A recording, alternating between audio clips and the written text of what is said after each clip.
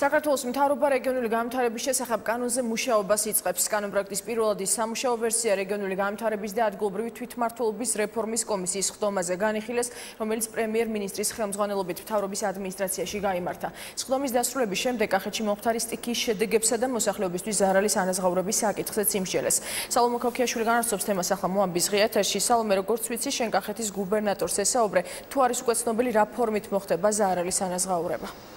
Mariam, ჩვენ სულ ცოტა ხნის წინ ვესაუბრეთ კახეთის გუბერნატორს, რომელიც ამბობს, რომ კომისიის ხდომის დასრულების შემდეგ მას უკვე ჰქონდა პირისპირ შეხვედრა პრემიერ-მინისტრთან. ამ შეხვედრის მთავარი თემა კი იყო სწორედ სტიქიით დაზარალებულთათვის ანაზღაურების გაცემა. როგორც გუბერნატორი განმარტავს, გუბერნიამ უკვე მიიღო დავალება იმის შესახებ, რომ სტიქიის ზონებში უკვე დაიწყოს დაზიანებული ინფრასტრუქტურის შეკეთება, კონკრეტულად კი ვთქვათ, ეს არის სახლები და შენობა-ნაგებობები. ამ შენობა-ნაგებობების შეკეთების თანხას მთლიანად გაიღებს გუბერნია. რაც შეეხება უკვე განადგურებული ვენახებისა და საკარმოდამო მიწებს, ანუ განადგურებულ მოსავალს, ამ მიმართულებით გუბერნატორი ამბობს, რომ უკვე იქონდა მას საუბარი კერძო ბანკებთან იმისათვის, რომ ფერმერებს გარკვეულწილად შეუმსუბუქოთ პირობები და კრედიტის გადახდის ვადები, რაც შეეხება უკვე საკომპენსაციო ანაზღაურებას. გუბერნატორი ამბობს, რომ ანაზღაურებას ადამიანები, რომელსაც დაზღვეული ჰქონდათ ვენახები, მიიღებენ სწორედ სადაზღვეო კომპანიებისგან, თუმცა ის ადამიანები, რომლებსაც ვენახები და საკარმოდამო მიწები არ ჰქონდათ დაზღვეული, ამ ეტაპზე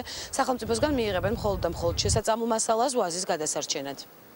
რაც შეეხება იმ სახნავ-სათეს ტერიტორიებს, რომელიც არ იყო დაზღვეული, თქვენც რომ სოფლის მეურნეობის სამინისტრომ უკვე დაიწყო წამლების დარიგება იმისთვის, რომ დროულად შეიწამლოს აღნიშნული ტერიტორიები. გუშინ მე მქონდა შეხვედრა ასევე საბანკო სისტემის წარმომადგენლებთან, რომლებიც თავის მხრივ გადახედავენ იმ კრედიტებს, რომელიც იყო აგროდაზღვევის ფარგლებში გამოყოფილი, ეცდებიან ინდივიდუალურ რეჟიმში გაიარონ თითოეული ბენეფიციარის მდგომარეობა, რა შეღავათები შეუძლიათ, რომ დაუწესონ კონკრეტულ მცენარეებს.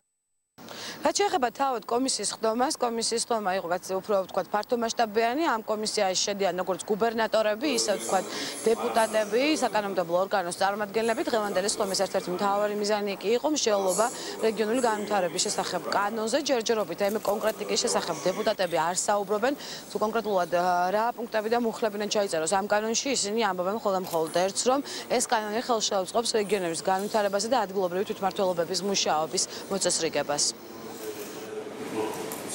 რეგიონული განვითარების შესახებ საქართველოს კანონის პროექტზე იყო მსჯელობა, რომელიც სამუშაო ვარიანტია მხოლოდ და გარკვეულ ესე იგი მიმართულებებზე ვთქვათ იმჟელე საკმაოდ საინტერესო საუბარი იყო.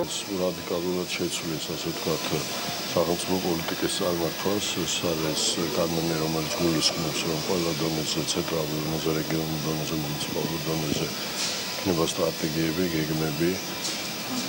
მისი მონიტორინგი, შემდეგ შეფასება და ასე შემდეგ. აღნიშნული კანონი იქნება გარანტი ჩვენი რეგიონების მდგრადი განვითარების, მათი ეკონომიკური განვითარების და იქ მაცხოვრებელი მოსახლეობის უკეთესი მომავლისთვის.